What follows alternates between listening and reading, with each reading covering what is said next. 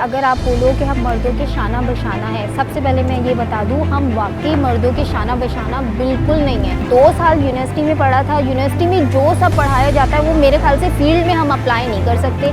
किताबों में जो कुछ है वो फील्ड में नहीं है। ऑफिस की जानिब से ये कहा गया है कि इक्विपमेंट को पहले बचाना है, फिर अपने आप को बचाना है। तो जैसे मेरी फैमिली जाती है मैं वैसे रहती हूँ, लेकिन फील्ड में मैं लड़कों की तरह। ये फील्ड अब महदूद हो गई है। मेरा ख्याल है कि आप लोगों को इस फील्ड की तरफ नहीं आना चाहिए। मेरा नाम इशरत ख़ान है और मैं नियो टीवी में हूँ और मेरे ख्याल से मुझे हो गए हैं 2014 में मैंने इलेक्ट्रॉनिक मीडिया ज्वाइन किया था और 13 में मैं प्रिंट मीडिया में थी। मुझे वाकई कभी ये नहीं था कि मैं मीडिया की तरफ आऊँगी। मैंने ग्रेजुएशन चूँकि कॉमर्स से किया था और एमबीए के लिए एप्टीट्यूड टेस्ट में अप्लाई किया, लेकिन नाम नहीं आया। आसपास की जितनी लड़कियां थी वो सब फॉर्म भर रही थी, तो सबने कहा स्कोप है, ले लो, एडमिशन ले लो। हमने फॉर्म भर दिया और मेरा नाम आ गया और इस तरह समझो अचानक आ गई हूँ मेरे घर में, बल्कि मेरी फैमिली में कोई इस तरफ नहीं है। शुरू में वाकई लोग थोड़ा सा क्यों आए, यहाँ नहीं आना चाहिए था। मैं चूँकि स्टार्टिंग प्रिंट मीडिया से की थी तो वाकई लोग डराते थे। कोई हेल्प नहीं करता था शुरू में। कुछ लोग मिले, बहुत अच्छे मिले, कुछ बहुत ज़्यादा नहीं, ये नहीं करना चाहिए था, तुम इस तरफ क्यों आई, तुम्हारा तो फैमिली में भी कोई नहीं है। और दूसरी बात ये कि इतनी नॉलेज भी नहीं थी। 2014 में मैंने इलेक्ट्रॉनिक मीडिया ज्वाइन किया था, तो वहाँ ये था कि हमें वाकई हमारे चैनल की तरफ से थोड़ी सी क्लासेस दी गई थी। 10 रोज़ की ये क्लासेस थी। उसमें किस तरह बीपर देते हैं, किस तरह एज लाइव करते हैं, किस तरह किसी का इंटरव्यू करते हैं, किस तरह सर्वे कर रहे होते हैं। फील्ड में अगर कोई प्रॉब्लम आए तो उसे इग्नोर करो, बेहतर यही है। शुरू में ये था कि यूनिवर्सिटी से नए नए आए हुए थे, गर्म खून था तो लड़ने के लिए खड़े हो जाते थे। अब ये था कि ऑफिस की जानिब से ये कहा गया है कि इक्विपमेंट को पहले बचाना है, फिर अपने आप को बचाना है। तो हम लड़ते नहीं हैं। अब ठीक है, यहाँ काम हो सकता है कर लिया, नहीं हो सकता छोड़ दो। बात सबसे पहले ये है कि अगर आप बोलो कि हम मर्दों के शाना बशाना है, सबसे पहले मैं ये बता दूँ, हम वाकई मर्दों के शाना बशाना बिल्कुल नहीं है। मैं अगर फील्ड में होती हूँ तो वाकई मुझे अपने कैमरामैन की हेल्प लेनी पड़ती है। बहुत बड़े सपोर्टर्स होते हैं मेरे कैमरामैन और ड्राइवर्स, ठीक है। मैं लड़कों की तरह काम ज़रूर करती हूँ, लेकिन मुझे किसी ना किसी की सपोर्ट चाहिए।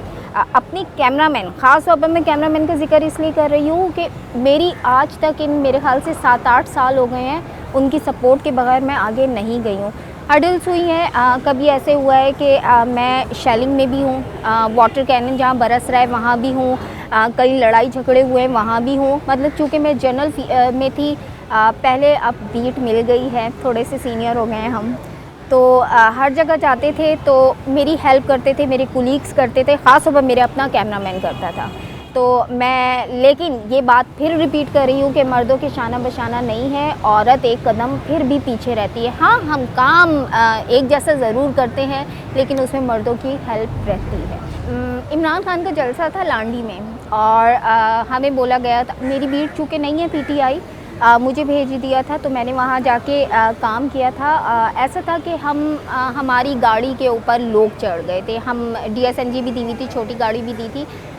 जलसा कवर हो रहा था, माइक वाइक लगे हुए थे। मैंने कहा मैं गाड़ी में बैठ के टिकट लिख लूँगी। तो बहुत सारे जो लोग थे इमरान खान के चाहने वाले, तो गाड़ी के ऊपर गाड़ी बिल्कुल पिचक गई। तो उस टाइम मुझे थोड़ा सा अपने ऑफिस वालों पे भी गुस्सा आया था कि भाई मेरी कॉल नहीं उठा रहे। खैर मेरे असाइनमेंट एडिटर ने कॉल उठाई, तो उसने सबसे पहले मुझे बोला कि तुम गाड़ी छोड़ दो, कैमरामैन कहाँ है। इतने में हमारे हेड ऑफिस से भी फ़ोन आया कि जी इशरत क्या मसला है, ये वो फलाना। तो उन्हें ये बताया कि जी ये मसले हो गए हैं। तो उन्होंने कैमरामैन को कहा कि जी सबसे पहले तो ये है कि काम छोड़ो और रिपोर्टर के पास जाओ। हाँ, मैं रोई नहीं, लेकिन डरी ज़रूर थी। अगर मैं यहाँ हूँ तो मैं अपने वालिद की और अम्मी की समझे मेरी सपोर्ट है, तो मैं यहाँ हूँ। चूँकि मैं उर्दू स्पीक नहीं हूँ, मैं पठान स्पीक हूँ, तो इस वजह से थोड़ा सा महदूद रहकर अभी आपके सामने ऑन कैमरा हूँ तो मैं ऐसी हूँ, लेकिन घर जाती हूँ तो पूरे नकाब में जाती हूँ। जैसे मेरी फैमिली जाती है मैं वैसे रहती हूँ, लेकिन फील्ड में मैं लड़कों की तरह हूँ। बात ये है कि बहुत सारी जगह इदारा हमें मना करता है, ठीक है, ये बात कहनी है, ये नहीं कहनी है, वाकई आज़ादी नहीं है।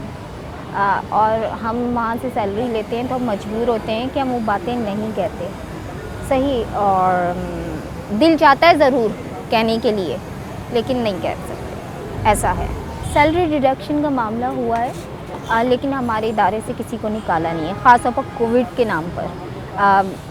यही बोला गया कि हम ऐसा करते हैं, इतने इतने फ़ीसद अपनी सैलरी डिडक्ट करवा लेते हैं और बंदों को नहीं निकालते, इस तरह हुआ है। लेकिन कोविड के नाम पर हमारे इदारे से, ख़ास तौर पर मैं अपनी कराची ब्यूरो के हवाले से बात करूँ, नियो टीवी के, तो ऐसा कुछ नहीं हुआ। अगर जो आजकल का सिनेरियो चल रहा है उसको देखकर अगर मैं सही बात करूँ तो आप लोगों का यकीनन दिल टूटेगा कि ये फ़ील्ड अब महदूद हो गई है। मेरा ख़्याल है कि आप लोगों को इस फील्ड की तरफ नहीं आना चाहिए। हम चूँकि आ गए हैं, अपनी लाइफ का समझो आधे से ज़्यादा जो अरसा है वो इस फील्ड को दे दिया है। वो कहते हैं ना, अपनी जवानी हमने इसे दे दी है, तो ये है। और अब चैनल से बहुत ज़्यादा एम्प्लॉइज़ निकाले जा रहे हैं और कम एम्प्लॉइज़ के साथ काम किया जा रहा है। तो मैं नए आने वालों को यही कहूँगी कि मेरा ख़्याल है कि आप किसी दूसरी फ़ील्ड की तरफ देखें, जैसे एजुकेशन है, मेडिकल की फ़ील्ड है, इसके अलावा रिसर्च है, आप वहाँ देखें। लेकिन ऐसा भी नहीं है कि बिल्कुल ही नहीं आए, प्रॉब्लम्स बहुत ज़्यादा है, फेस कर सकते हैं तो वेल एंड गुड, नहीं तो जी मेरा ख़्याल है दूसरी फ़ील्ड में जाना ज़्यादा बेहतर है।